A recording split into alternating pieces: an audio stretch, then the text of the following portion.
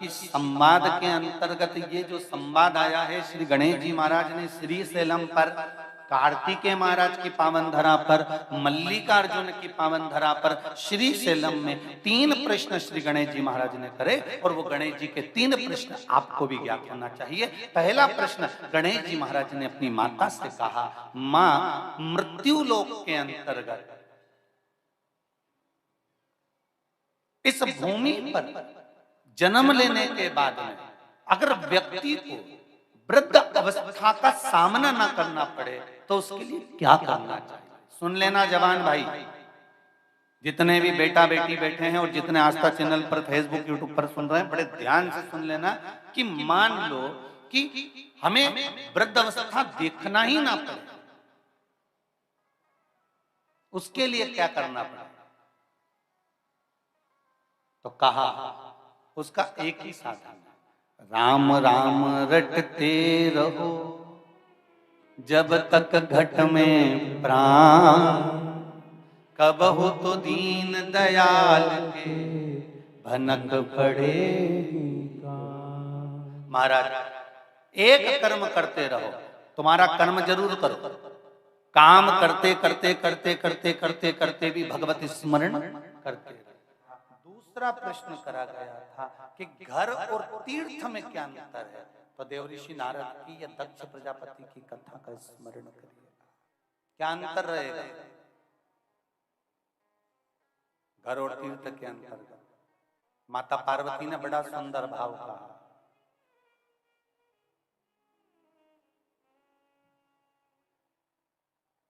घर के अंदर रहकर,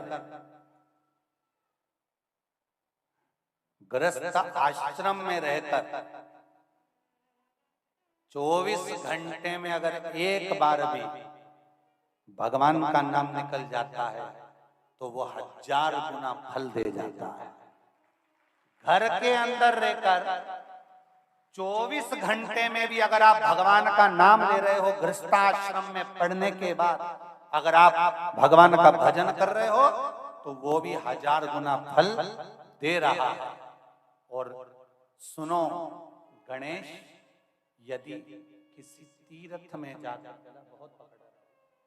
किसी तीर्थ में जाकर, किसी तीर्थ में पहुंचकर यदि भगवान का भजन यदि एक बार में मुख से कर लिया जाता है, एक बार मुख से राम कृष्ण शिव का स्मरण कर लिया जाता है, तो ये निश्चित है कि फिर संसार में जन्म नहीं होता, वो तर जाता है। संपूर्ण भूमंडल पर फिर जन्म। अब कितने किस्मत वाले हो भाई, सोनी परिवार, पाठक परिवार और जितने भी श्रोता भाई बहन यहाँ कथा श्रवण कर रहे हैं, घर पे जाके नजर उतरवा लेना अपनी अपनी हो कि बड़े किस्मत वाले हो। शिव महापुराण की कथा भी सुन रहे हो तो ऐसी जगह पर बैठकर सुन रहे हो और ऐसी जगह से सुन रहे हो जो 12 ज्योतिर्लिंग के मध्य विराजमान, स्वयं सारे तीर्थों का केंद्र बिंदु। और सरल भाषा में समझ लो, माता पार्वती जी करेंगे, कांटा पांव में चुभ जाता है, शरीर की ऐसी तासीर है कि वो कांटे को बहुत दिन तक अपने शरीर में नहीं रखता, शरीर उस कांटे को बाहर फेंक देता है। मान लो कांटा बहुत ही अंदर घुस गया, शरीर में प्रवेश कर गया, पांव में चुभ गया और वो कांटा नहीं निकलता, तो फिर पांव धीरे धीरे वहां से पकने लगता है। बोलो सही है? अरे बोलो तो सही। जहां कांटा चुभ गया, नहीं निकला तो शरीर पकने लगेगा, पकेगा, पकने के बाद फिर उसको दबाया जाएगा, दबाएंगे तब कांटा निकलेगा, तो भी नहीं निकलेगा तो फिर उसमें कहीं आकड़े का दूध लगाएंगे, कहीं उसमें कोई सामान लगाएंगे, कोई पत्ता पत्ती बांधेंगे, कोई कहीं कहीं गांव का लोग तो इतना चतुर ने घासलेट का तेल की 2 बूंद भाई पे टपका ले।